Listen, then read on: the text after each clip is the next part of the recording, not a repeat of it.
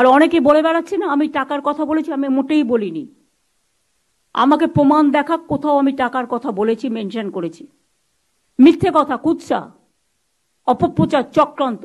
সেদিনের ভিডিওগ্রাফ প্রত্যেকে আমি নিচে নামার পরে প্রেস করেছিলেন, প্রেস কনফারেন্সে প্রেসের সাংবাদিকরা ছিলেন, আমার সাথে সিপি ছিল, এবং আমার পরে আবার তার বাবা মাকেও আপনারা জিজ্ঞেস করেছিলেন, সে রেকর্ডও আমাদের কাছে আছে।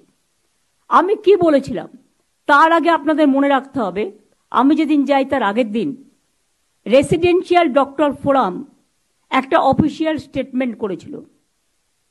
তার 3 নম্বর পয়েন্টে লেখা ছিল adequate compensation to the victims family.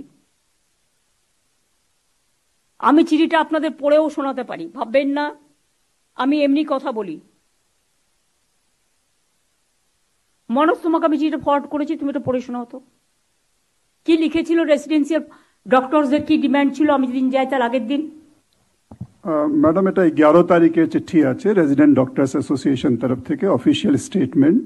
এখানে ডিমান্ডস বাদ দিয়ে প্রথম ডিমান্ড হচ্ছে immediate judicial inquiry of the case and arrest of the culprits with proper evidence and capital punishment for the culprits. The relevant evidences, including CCTV footage and post-mortem reports, should be shared with the committee representatives of protesting resident doctors. Second demand chilo written apology and resignation of higher authorities, principal MSVP Uday Madhyanik, chest medicine HOD, and on duty ACP of Arjikar Medical College Police Outpost within 12 hours. Third demand chilo immediate announcement of adequate compensation for the family of the victim.